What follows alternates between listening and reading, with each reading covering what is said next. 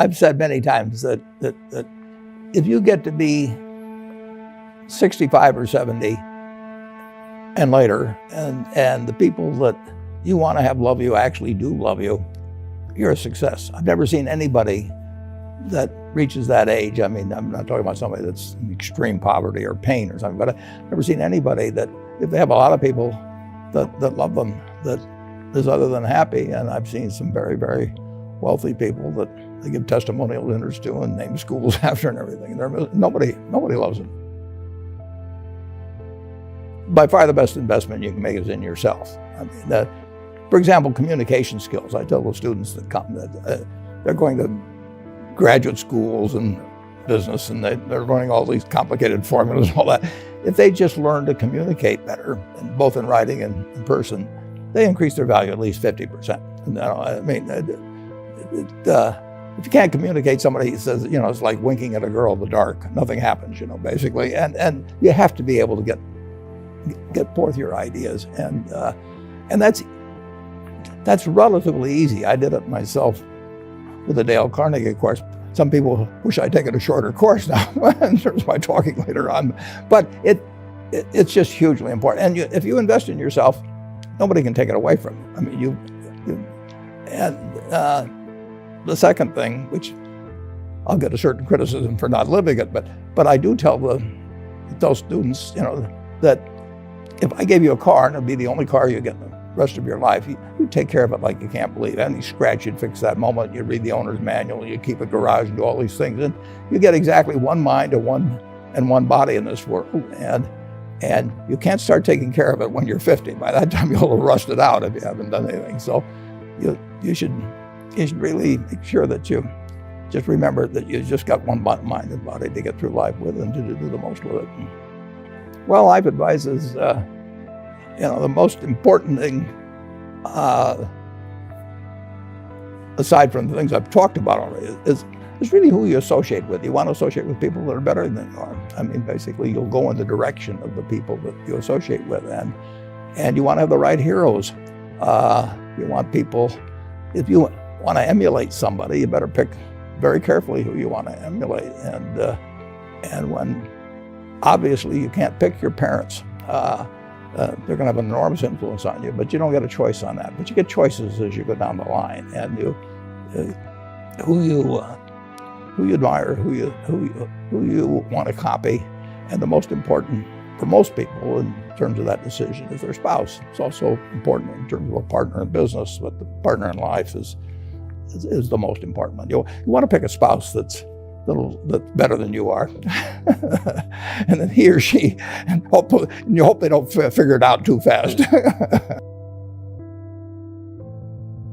Now at 86, I mean, I've seen a lot of people that have gotten older, and I've never seen anybody that is 70 or pick an age who felt good about their children that felt bad about their life. In all my experience, I've seen plenty of people with lots of money where it hasn't worked out well in the family. They didn't feel good about their children. Or the children didn't feel good about them. I mean, but whichever way. I mean, but in other words, they failed at the most important teaching job they had in personal relationship. And sometimes it happens for extraneous reasons. But I really have never met anybody, regardless of their economic circumstances, who felt their life was a failure.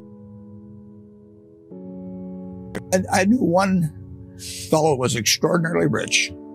He put a lot of money in his kid's name. He didn't want them to have any control over it. Once a year, he would have dinner with them and try and get them to sign their income tax return in blank.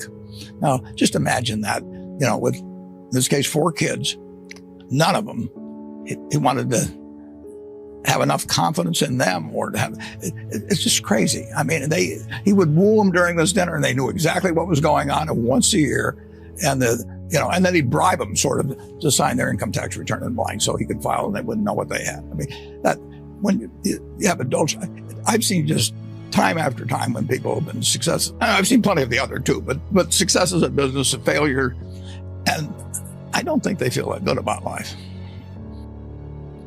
My greatest satisfaction is just staying in good health. I mean, when you're 86, I mean, you look at this a little differently. I mean, I enjoy every day.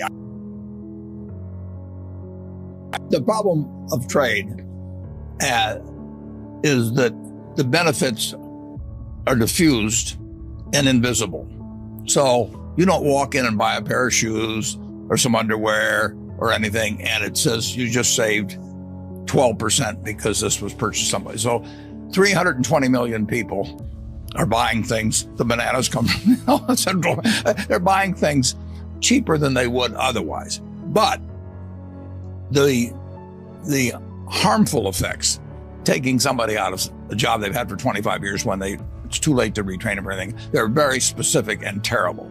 Now, what you want to figure out a way is to keep the societal benefits and take care of the people that really are they're the roadkill, basically, in this. And there will be roadkill. I mean, there's no sense kidding yourself. I mean, we started with a textile mill at Berkshire. Half our workers only spoke Portuguese.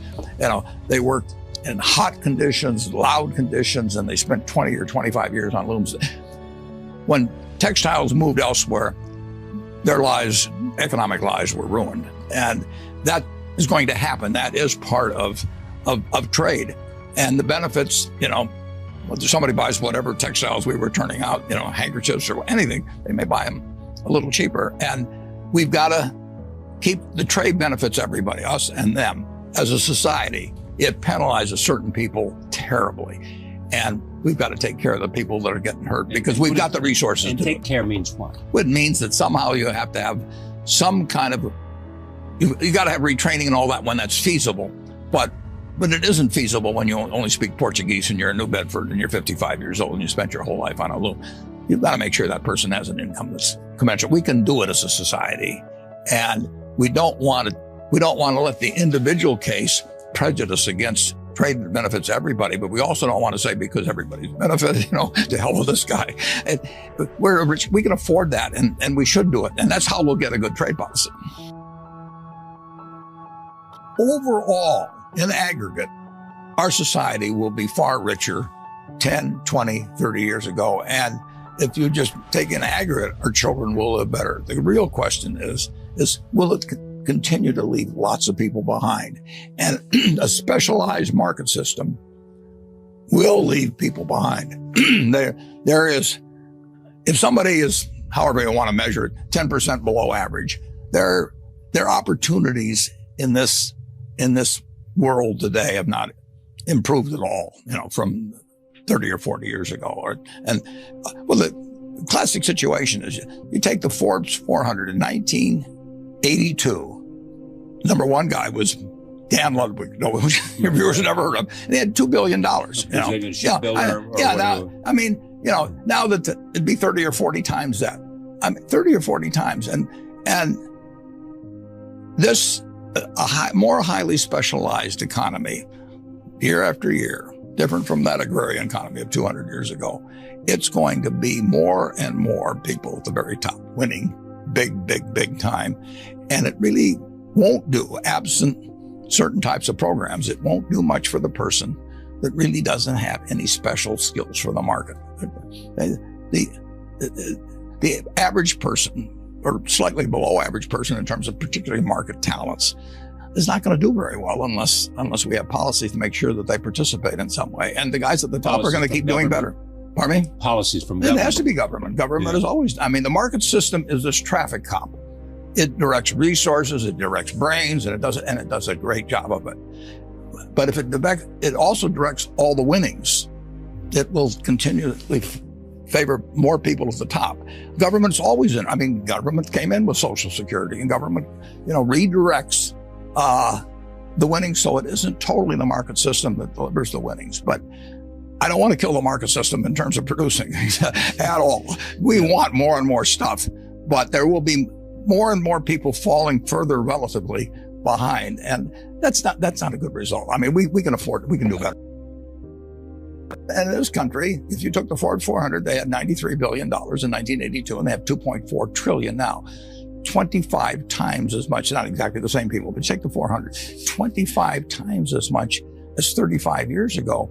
And believe me, that does not strike somebody that's working 40 hours a week and trying to support a couple of kids on it and finding, and that their income remain the same or is less, or they just aren't participating. Or they're threatened by forces they can't comprehend. They can't. The market system just pays more and more. Just think, say you're a middleweight boxer. I mean, in the 30s you were limited to, you wouldn't even get on the undercard at Madison Square Garden, and it was limited. But then television comes along, and cable comes along, and pay-per-view, and tens and tens of millions of dollars. So at the top, it's terrific. But if you're the 45th best middleweight in the country, it's pretty much the same as it used to be in the 30s. So the spread gets wider. If you're Frank Sinatra, you're a lot better off if you've got television than if you just play at some theater in New York, like where you started. It's magnified, but throughout. I mean, if you've got a good business idea, you can get it capitalized and become worth billions just on the idea. So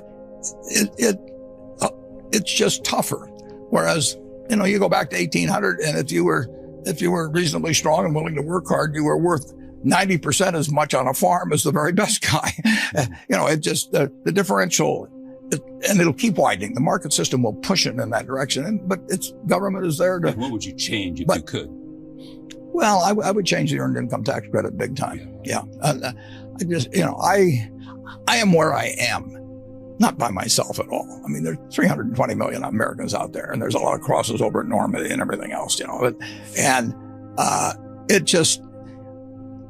I benefit enormously by having come along when I came along and where I came along.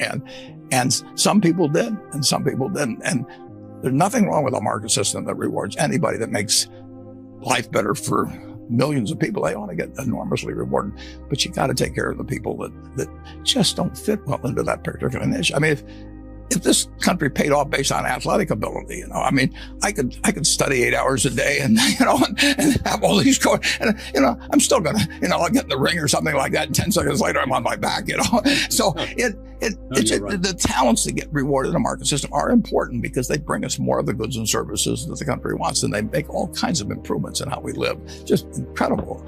But they leave people behind, and it won't be solved simply by education. A 2% growth rate, if we have a little less than 1% population growth, which we probably will, in one generation, 25 years now, people have kids a little later, will add 19,000 per capita, family of four, 76,000 to real GDP. So there will be family of four, on average, there would be 76,000 more stuff per family of four in one generation. I mean, we are going to have more, and the goose is going to keep laying more golden eggs. I mean, and we've got a wonderful system.